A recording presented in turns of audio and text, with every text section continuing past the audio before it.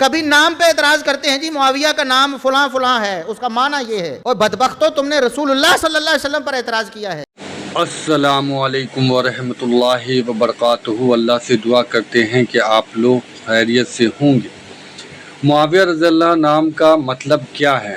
تو اس ویڈیو میں جو ہے معاویہ رضی اللہ کے نام کا مطلب کا بارے میں جو بات ہوا ہے، اس پر جو ہے reply to بہاوی Sheikh by engineer محمد علی مرزا کیا بولتے ہیں۔ تو اس ویڈیو میں آپ کو معاویہ رضی اللہ کے نام کا مطلب اور جس طریقے سے ان کا نام رکھا گیا تھا وہ ساری چیزیں جو ہے آپ کے سامنے رکھی جائیں گی، اور ہر چیز کو انجینئر محمد علی مرزا اور بہاوی شیخ بھی ساری چیزیں آپ کو بتائیں گے، اور دیکھیے کہ یہ کس طریقے سے نام رکھا گیا اور کس طریقے سے نام کا مطلب معنی نکلتا ہے۔ اور اللہ سے ہم سب یہی دعا کریں کہ اللہ ہم سب کو ہدایت کا راستہ دکھائے، اللہ اور اللہ کے رسول کے بتائے ہوئے راستے پر چلیں، اور حق بات بولنے، حق بات سننے، حق بات دوسرے تک پہنچانے کے اللہ توفیق عطا فرمائے، اور جو بھی معلومات ملے وہ قرآن اور حدیث کی روشنی میں ملے، اور جو بھی جانے انجانے میں ہم سب سے غلطی ہو جائے اللہ اسے معاف فرمائے، اور ہم سب کو اللہ 5 وقت کی نمازی بنائے، قرآن سے دیکھ کے تلاوت کرنے والا بنائے، روزے رکھنے والا بنائے، صدقہ زکوٰۃ خیرات سب نکالنے والا بنائے، غریبوں یتیموں محتاجوں کی مدد کرنے والا بنائے، اور اللہ ہم سب کے لیے حج عمرہ آسان کرے، اللہ ہم سب کو پکا سچا توبہ کرنے والا بنائے، اور ہم سب کے توبہ کو اللہ قبول فرمائے۔ اللہ غفور رحیم ہے، رحیم کریم ہے، معاف فرمانے والے ہیں۔ استغفر اللہ الذی لا الہ الا هو الحی القیوم واتوب الیہ۔ یا اللہ تو غفور رحیم ہے، تو رحیم و کریم ہے، ہم سب کی ہر چھوٹی بڑی گناہوں کو معاف فرمائے، آمین ثم آمین۔ رسول اللہ صلی اللہ علیہ وسلم جس صحابی کا نام دیکھتے کہ مناسب نہیں ہے اس کو بدل دیتے تھے۔ کئی ایک صحابہ کرام کا نام بدلنا رسول اللہ صلی اللہ علیہ وسلم سے ثابت ہے، لیکن معاویہ رضی اللہ عنہ کا نام آپ نے بدلا، ہمیشہ اسی نام کو لے کر بلاتے تھے، پیار سے محبت سے دعائیں کی ہیں اسی نام کو لے کر۔ اے اللہ معاویہ کو کتاب کا بھی علم دے دے، حساب کا بھی علم دے دے، معیشت دان بنا دے معاویہ کو، اور اے اللہ اس کو میری دعا ہے تو عذاب سے بچا لے۔ معاویہ رضی اللہ عنہ جس نام کو لے کر محمد الرسول اللہ دعائیں کرتے رہے، اے اللہ انہیں ہدایت یافتہ اور ہدایت کنندہ بنا دے۔ جو لوگ کہتے ہیں کہ ان کا نام غلط تھا، ہم اہل بیت کے افراد، ان کے خاندان میں ان کے چشم و چراغوں کے بہت سے نام پیش کرتے ہیں، انہی لوگوں کی کتابوں میں سے جو لوگ اعتراض کرتے ہیں اس کے بعد بتائیں کہ اگر یہ نام غلط تھا تو اہل بیت نے اپنے بچوں کا یہ نام کیوں رکھا؟ سوال ہے، کیا کوئی مسلمان اپنا نام خود سے جوان ہونے کے بعد چینج کر سکتا ہے جبکہ اس کے پرانے نام میں کوئی حرج بھی نہ ہو؟ مزید یہ بھی بتا دیں کہ ایسا شخص اگر اپنی اسناد، شناختی کارڈ اور پاسپورٹ وغیرہ پر ریکارڈ کی درستگی نہ کروائے تو گناہ گار تو نہیں ہوگا؟ گناہ گار تو نہیں ہوگا، لیکن وہ نام تبدیل کیوں کرنا چاہ رہا ہے؟ اگر اس کے نام کا مطلب ٹھیک ہے، کوئی ضرورت نہیں، پھر بھی یہ اس کی اجازت ہے، وہ اپنے ماں باپ سے اختلاف رائے کرتے ہوئے اپنا نام چینج کر سکتا ہے، کیونکہ یہ نام اس کی پراپرٹی ہے، اس کے ماں باپ کی نہیں۔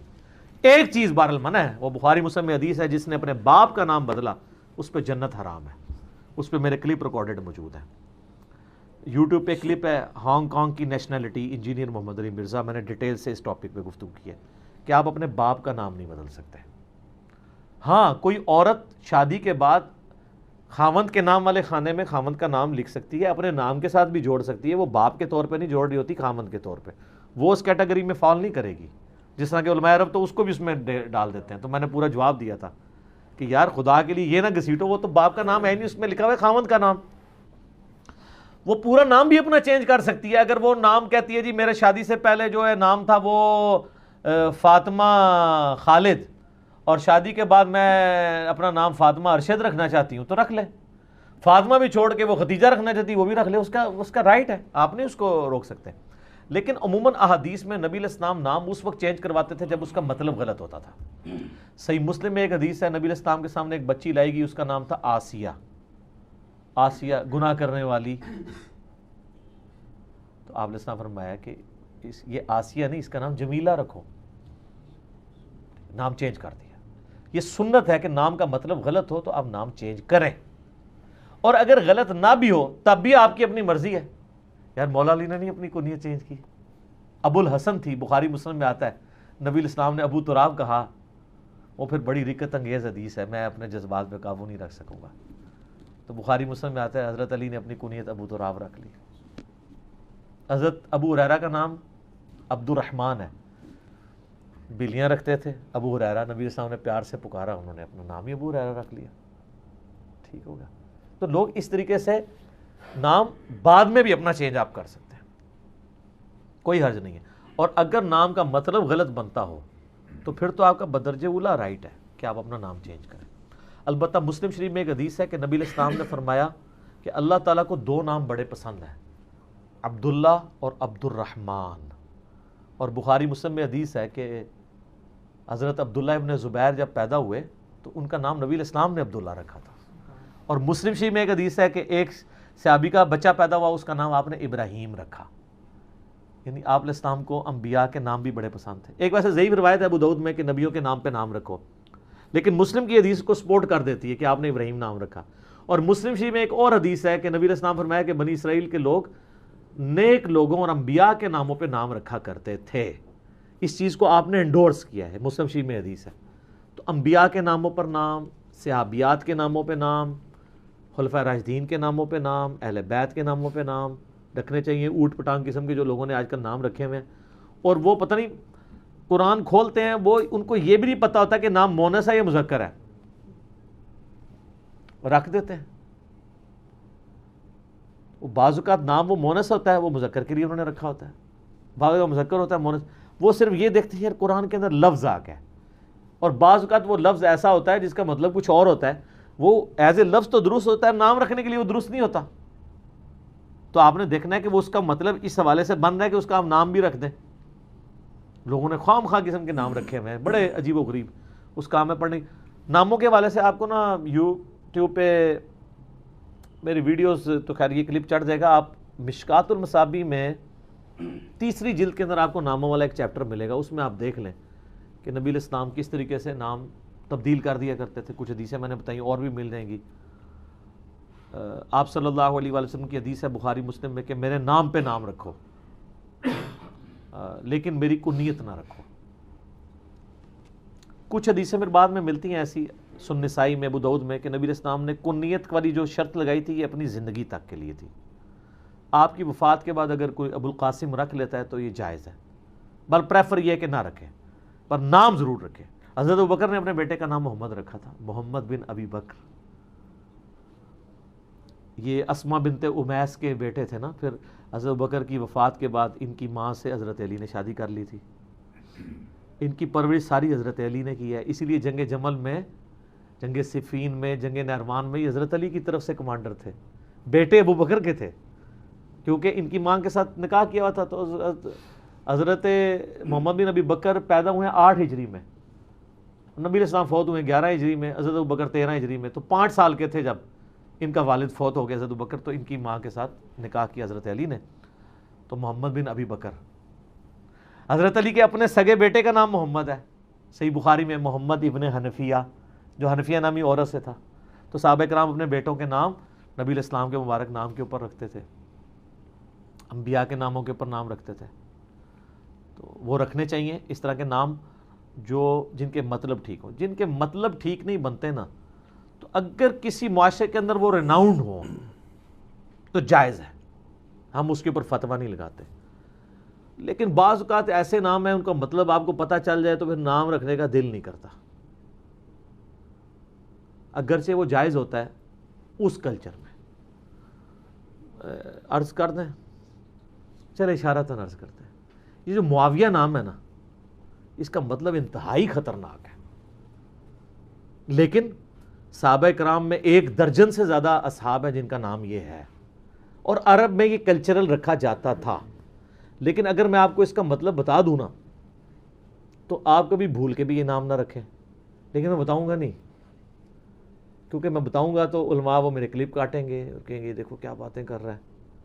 تو آپ اس نام کے اوپر ایک پوری بحث ہو کے، ایک بریلوی عالم ہے، انہوں نے ایک پوری کتاب لکھی ہے تفتہ زانیہ، اتنی موٹی آج کل آئی، اور علماء کے حلقوں میں زلزلے آئے ہوئے ہیں ان کی وجہ سے. اس میں انہوں نے اس نام کے اوپر بحث کی ہے، چونکہ اب وہ عربی لنگوسٹک کے ماسٹر ہیں، صرف و نحو کے ماسٹر ہیں، منطق کے امام ہیں. اور اوپر سے سب سے بڑا کہ وہ عاشق رسول ہونے کا سرٹیفکیٹ ہے کیونکہ بریلوی ہیں. بریلویوں کو تو کسی سرٹیفکیٹ نہیں چاہیے ہوتا, باقی تو سارے گستاخ ہوتے ہیں. یعنی میں آپ کو جوک کے طور پہ بات کر رہا ہوں. تو وہ گردیزی صاحب کراچی کے عالم ہیں, انہوں نے کتاب لکھی ہے, اس میں انہوں نے اس نام کے اوپر پوری بحث کی ہے. علماء سے پوچھ کے چلیں, آپ کو علماء ادھر ادھر کی بہت کرائیں گے, پہلے سے پوچھیں گے یہ پوچھا کس نے ہے, مطلب نہیں بتائیں گے آپ کو, پھر ابھی کبھی آپ کو کچھ بتائیں گے کبھی کچھ بتائیں گے, لیکن سب کو پتہ ہے اس کا مطلب کیا ہے. لیکن یہ نام ریناؤنڈ تھا, آپ رکھ سکتے ہیں. لیکن میں میری ایک عقیدت ہے, میرا آپ کو پتہ ہے بعض لوگ مجھ سے بڑے ناراض بھی ہوئے میں نے جب بایزید بسطامی کے نام کے اوپر اعتراض کیا تھا. میرا کوئی اعتراض کوئی علمی اعتراض نہیں تھا, نہ میں نے اس کو علمی پریزنٹ کیا, نہ اس کلپ میں میں نے یہ بات کی کہ یہ میرا علمی اعتراض ہے. میرا جذباتی اعتراض تھا, اور وہ جذباتی اس لیے تھا کہ میں جذباتی لوگوں کو ایڈریس کر رہا تھا. کہ ایک طرف ہمارے امام ہے امام مسلم, ان کا نام ہے ابو الحسین مسلم بن حجاج القشیری, انہوں نے اپنی کنیت ابو الحسین رکھی ہوئی ہے. 261 ہجری میں یہ فوت ہوئے ہیں.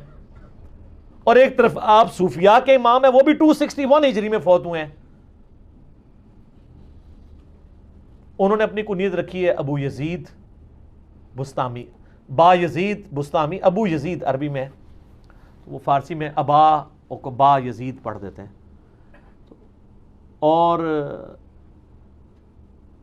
اب ہم یہ کہتے ہیں کہ یار یہ ایسا نہیں, وہ کہتے ہیں نہیں وہ صحابہ کے نام بھی یزید تھے.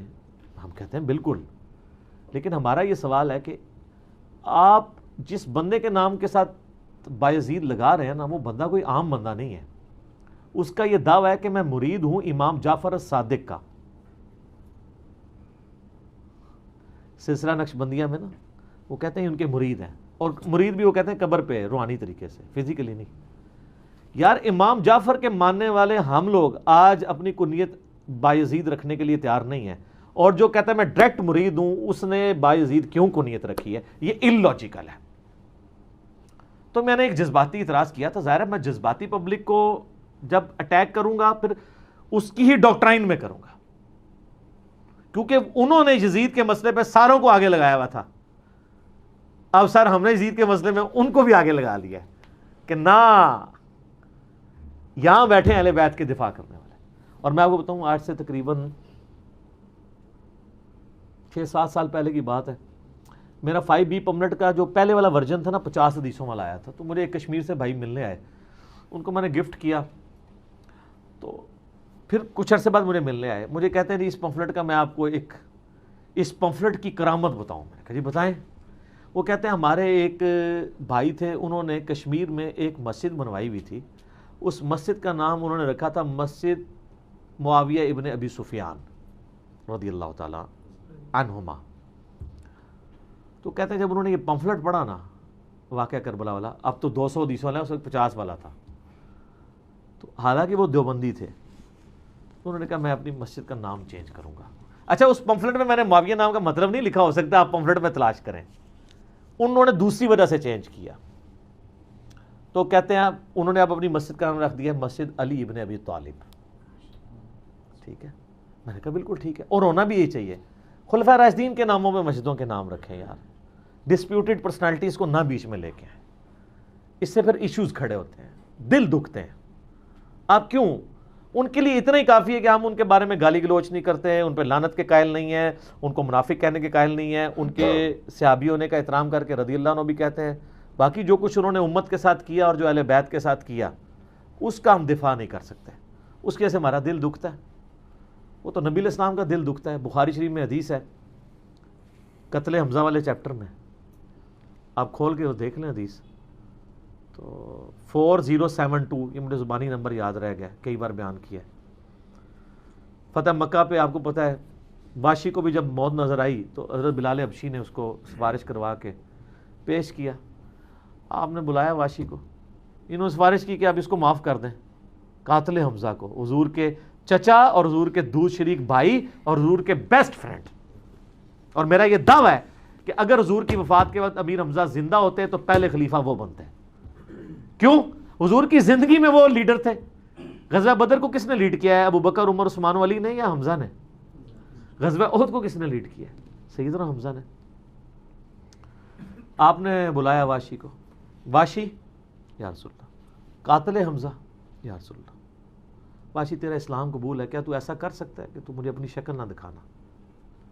یہ وہ شخص کہہ رہا ہے جو حریص علیکم بالمؤمنین رؤوف الرحیم ہے، جس سے زیادہ اپنے نفس پہ کوئی قابو نہیں رکھ سکتا، جس سے زیادہ صابر کوئی نہیں ہے، لیکن اس کو بھی اپنے چچا کی وفات کے 5 سال کے بعد، 3 ہجری میں چچا شہید ہوا ہے، یہ 8 ہجری کا واقعہ کم از کم، اگر فوراً فتح مکہ کے بعد بھی آ گیا ہو، 5 سال کے بعد بھی اپنے چچا کی یاد ایسی ستا رہی ہے کہ وہ اس کے قاتل کو کہہ رہا ہے کہ تجھے معاف تو کر دیا لیکن میرے سامنے نہیں آنا، تو نے پوری زندگی حضرت واشی رضی اللہ تعالیٰ عنہ حضور کے سامنے نہیں آئے۔ یہ لادہ بات ہے، اللہ نے پھر ان کو مسیلمہ کذاب کے قتل کی فضیلت بھی عطا فرما دی تاکہ اللہ تعالیٰ اس کے بدلے میں ان کو قیامت والے دن وہ والی معاملات معاف کر دیں۔ اور ویسے وہ تو اسلام لانے سے ویسے ہی معاف ہو جاتے ہیں، لیکن ظاہر ایک جو جس کو کہتے ہیں نا گلٹ تو رہتا ہے نا سر، ان کو بھی رہا پوری زندگی۔ اور اسی بخاری کے حدیث میں آتے ہیں، وہ کہتے ہیں افسوس میں نے اسلام کے بہترین شخص کو قتل کیا تھا، اور اللہ سے میں امید کرتا ہوں کہ میں نے اسلام کے بدترین دشمن کو بھی میں نے ہی مارا ہے، مسیلمہ کذاب کو۔ اللہ تعالیٰ اس کی وجہ سے میرے لیے معاملات سیدھا کر دے گا۔ تو نبی اسلام کو تو کسی نے نہیں کہا کہ جو ہے وہ سوگ 3 دن سے زیادہ نہیں ہوتا، تو حمزہ تو 5 سال پہلے فوت ہو گئے تھے، آپ سوگ لیے بیٹھے ہوئے۔ وہ سوگ نہیں تھا، وہ غم تھا۔ اسی میں کہتا ہوں سوگ حسین اور چیز ہے اور غم حسین اور چیز ہے۔ غم حسین نہیں کوئی ختم کر سکتا۔ میرا ایک معصومانہ سوال ہے، کسی شخص کو اپنے چچا یا بھائی سے زیادہ محبت ہوتی ہے یا اپنے اولاد اور اولاد میں بھی نواسے نواسیاں اور پوتے پوتیوں سے زیادہ محبت ہوتی ہے؟ تو حضور ان لوگوں کی شکلیں نہ دیکھیں جنہوں نے چچا کو مارا ہوا ہے، اگرچہ ان کو معاف بھی کر دیا ہے، اور جنہوں نے اولاد پوری ذبح کر دی ہے، آپ ان کے جھوٹے وکیل بنیں، ان کی ناموں پہ کانفرنسز کرائیں۔ آج تک تو سنیوں نے صرف یہی کہا تھا کہ یار یہ صحابی ہے، چھوڑ دو، لعنت نہ کرو، برا نہ کہو، اللہ کا معاملہ اس کے سپرد۔ آپ لوگ کانفرنسز کرواتے ہیں اور پھر ہمیں کہتے ہیں یہ کیوں بول رہے ہیں؟ بھئی جب آپ نے فضائل معاویہ کانفرنسز شروع کی ہیں تو پھر 5B بھی آ گیا، کہتے ہیں یہ کہاں سے آیا؟ یہ ادھر سے ہی آیا ہے۔ جب آپ نیریٹو کھڑا کریں گے تو کاؤنٹر نیریٹو کھڑا ہوگا، یہ یاد رکھیے گا۔ اہل بیت کے ماننے والے مر نہیں گئے ہیں، ان لوگوں کو تو آج جگہ جمع صفین اروان نہیں سمجھ آ رہی ہے۔ حضرت علی کے زمانے میں ہوتے تو انہوں نے کیا کرنا تھا؟ آج تو یہ کہہ سکتے ہیں نا، ہمیں حدیثیں مل گئی ہیں کہ عمار کو باغی جماعت قتل کرے گی، عمار ان کو اللہ کی طرف بلائے گا، وہ جماعت دوزخ کی طرف بلائے گی، صحیح بخاری 2812 انٹرنیشنل نمبر کے مطابق۔ آج بھی ان سے پوچھ رہے نا، آپ حضرت علی کے زمانے میں ہوتے تو حضرت علی کے ساتھی ہوتے یا مخالفین علی کے؟ تو یہ کہیں گے ہم نیوٹرل رہتے ہیں۔ ان کو تو نیوٹرل رہنا نہیں بنتا، ان کو تو پتہ چل گیا کہ اسلام کے ساتھ کیا ہوا ہے، اور جو اس کا ایفیکٹ 1500 سال میں ہم نے 1400 سال میں بھگتا ہے وہ بھی سامنے ہے۔ تو جن کو سمجھ آنی تھی وہ اس وقت ہی سمجھ آ گئی عمار ابن یاسر کو، اور جن کو نہیں سمجھ آنی ان کو آج بھی نہیں سمجھ آنی، لال رومال والوں کو بس انہوں نے زیادہ نہ کرائے۔ ریسرچ پیپرز کے حوالے سے ایک چیز میں اور عرض کر دوں آپ لوگوں کے لیے کہ ہمارے ریسرچ پیپرز منگوانے کے لیے جو ہم نے اپنی اکیڈمی کا نمبر دیا ہوا ہے +923215900162، اور پاکستان میں کریں گے تو 032159000162، یہ ہماری جو اکیڈمی کا نمبر ہے، اس کے کھلنے کی ٹائمنگ ہے صبح 9 سے لے کر شام 5 بجے تک، جو آفس ٹائمنگ ہے۔ اس کے علاوہ اگر کرٹسی میں کوئی کھول لے ہماری اکیڈمی میں سے کوئی بندہ، وہ علیحدہ بات ہے۔ آفیشیل ٹائمنگ یہ ہے، اور ظاہر ہے اس میں 2 نمازیں آتی ہیں، ظہر کی نماز بھی اور عصر کی نماز، اس کا وقفہ بھی ہوگا۔ اگر فون بند ملے تو پریشان ہونے کی ضرورت نہیں ہے۔ اور پھر سنڈے کے دن آپ کو پتہ ہے ہماری یہ مجلس اور درس قرآن کی ریکارڈنگ ہے، اس دن بھی اس حوالے سے گیپ آ جاتا ہے، تو صبر کے ساتھ چلیں تو انشاءاللہ تعالیٰ رابطہ ہو جائے گا۔ لوگ کہتے ہیں رابطہ کرتے رہتے ہیں، فون بند ملتا ہے، بہت کم ہوتا ہے کہ بند ملے۔ 1 یا 2 دفعہ نہیں ہوا، آپ تیسری دفعہ چوتھی دفعہ ٹرائی کریں تو انشاءاللہ معاملات سیٹل ہو جائیں گے انشاءاللہ۔ میرے بھائیوں، جتنے بھی بھائی اور بہن ہم سے ڈاک کے لیے رابطہ کرتے ہیں، میں ان سے ریکویسٹ کروں گا کہ وہ جب بھی ہمارے یعنی فون نمبر کے اوپر ایڈریس بھیجیں تو وہ کمپلیٹ ایڈریس ہونا چاہیے۔ کمپلیٹ ایڈریس کا مطلب یہ ہے کہ آپ ٹیکسٹ کرنے سے پہلے اللہ کا نام لے کے اسے خود بھی پڑھ دیا کریں کہ کیا میں نے اس میں مکان نمبر لکھا ہے۔ بعض ہمیں ایڈریس ایسے ملتے ہیں سب کچھ لکھا ہے، اینڈ پہ سٹی کا نیم لکھنا بھول جاتے ہیں۔ کمپلیٹ ایڈریس وہ ہوگا جو لکھنے کے بعد آپ خود بھی پڑھیں گے، اور چونکہ آپ دوسرے شہر سے ڈاک منگوا رہے ہیں تو اپنے شہر کا لکھنا پڑے گا آپ کو. عموماً ہم اپنے شہر میں کسی کو جب تعارف کرواتے ہیں تو ہم کہتے ہیں فلاں محلے میں رہتے ہیں, تو یہ نہیں کہتے کہ جہلم شہر کے فلاں محلے میں, کیونکہ جہلم والے کو تعارف کروا رہے ہوتے ہیں.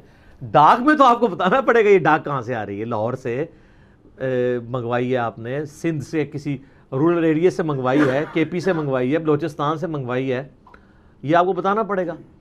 اور یہ جو ایڈریس آپ لکھیں اس میں کوشش کیا کریں کہ ایڈریس میں جو آپ کے گھر کے پاس کوئی مشہور جگہ ہے جس کو سب لوگ جانتے ہوں, تاکہ اگر کوئی بالکل تھکا ہوا ڈاکیا بھی آئے نا وہ بھی ڈھونڈ لے وہ جگہ. آپ کے گھر کے قریب کوئی ایسی مسجد ہوگی, آپ کے گھر کے قریب کوئی اسکول یا کالج ایسا ہو سکتا ہے, کوئی بیکری ایسی ہو سکتی ہے, کوئی چوک ایسا ہو سکتا ہے جس کو آپ مینشن کر سکتے ہیں. تو اس سے پھر فوراً لوگ گائیڈ ہو جاتے ہیں کہ اچھا فلاں جگہ یہ ڈاک جانی ہے. بعض اوقات مکان نمبر نہیں ہوتے, تو اس طرح کی چیزوں سے جلدی ڈاک وہاں پہنچ جاتی ہے. تو ڈاک کا ایڈریس لکھتے ہوئے ذرا خود بھی پڑھ لیا کریں کہ میں کیا چیز لکھ کے بھیج رہا ہوں, تاکہ اس کے اندر کوئی چیز سکپ نہ ہو جائے. اور پھر یہ ڈاک کے لیے جو آپ لوگ فون کر رہے ہوتے ہیں اس میں بار بار ہمارے بھائیوں سے ضد کر رہے ہوتے ہیں, جی علی بھائی سے بات کروائیں. بھائی علی بھائی سے آپ کو اتنا شوق ہے بات کرنے کا, تو آپ ذرا یہ امیجن کریں کہ ایک شخص لاکھوں بندوں سے فون پہ کیسے بات کر سکتا ہے. آپ اگر ہماری اکیڈمی میں آ جائیں نا اور آپ ذرا فون پہ جو کالز آ رہی ہیں نا اس کو کاؤنٹ کرنا چاہیں تو آپ کو اندازہ ہو جائے گا کہ ایک کال کے دوران بھی دوسری کال آ رہی ہوتی ہے, کم از کم تیسری چوتھی. ٹیلی فون ایکسچینج جس طرح بنی ہوئی ہوتی ہے نا, یہ ہمارا یہ موبائل نمبر ویسے بنا ہوتا ہے. تو ہم فون وہ سن نہیں پاتے. میرے ساتھ بات کروانا تو دور کی بات ہے, اور دوسرا یہ کروا بھی دے تو میں کتنے لوگوں سے بات کروں گا. مشورہ تو بڑا کہتے ہیں جی جو اخلاقیات دیکھیں.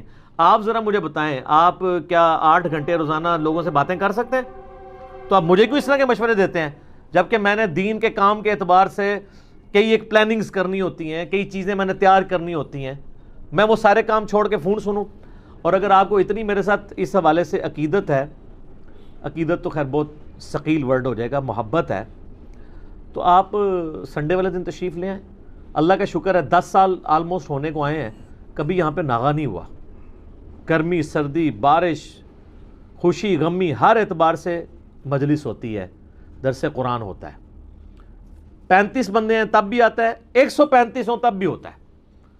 تو آپ بے فکر ہو کے آ جائیں, نمبر پہ کال کر لیں, ایڈریس منگوا لیں. ویسے ہماری ویب سائٹ ahlsunnatpak.com کے ٹاپ پہ بڑا آسان سا ایڈریس لکھا ہوا ہے, قرآن و سنت ریسرچ اکیڈمی, بالمقابل صدر تھانہ, جو آج کل تھوڑا شفٹ ہوا ہے اس کے سے لوگ ذلیل بھی ہو رہے ہوتے ہیں بعض اوقات. تو اس لیے ہم نے اب جو ہمارے ایڈریس میں بھی لکھا ہوتا ہے نزد اسٹینڈرڈ میڈیکل سٹور تحصیل روڈ. اسٹینڈرڈ میڈیکل سٹور ایک ایسا میڈیکل سٹور ہے جو ہم جہلم کے سارے لوگ جانتے ہیں. تحصیل روڈ بھی مشہور جگہ ہے, تو آپ آئیں. ویسے گوگل حافظہ اللہ پہ آپ جا کے لکھیں نا تو وہ بھی آپ کو بتا دے گا. بولیں نا انجینئر محمد علی مرزا اکیڈمی تو وہ آپ کو پورا نقشہ بتا دے گا. ہماری ویب سائٹ میں کانٹیکٹ اس میں چلے جائیں, گوگل میپ رکھا ہوا ہے, آپ کے جو گاڑیوں میں میپس فٹ ہے وہ بھی آپ کو لے آئیں گے, کوئی مسئلہ ہی نہیں ہے. 2 کلومیٹر کے سرکمفرنس کے اندر اندر آلموسٹ ریڈیس کے اندر یہ ہمارا پورا شہر جہلم ہے. پہنچنا کوئی مشکل نہیں ہے. آؤٹ اسٹیشن لوگ 11 بجے آ جائیں, میں آلموسٹ 12 بجے کے قریب آ جاتا ہوں آؤٹ اسٹیشن لوگوں کو ملنے کے لیے. اور یہاں پہ آؤٹ اسٹیشن لوگوں کو ہم کھانا بھی کھلاتے ہیں جو آؤٹ اسٹیشن لوگ ہیں. تو جس کو ملاقات کا شوق ہے ضرور آئے, لیکن فون کے اوپر ضد نہ کریں.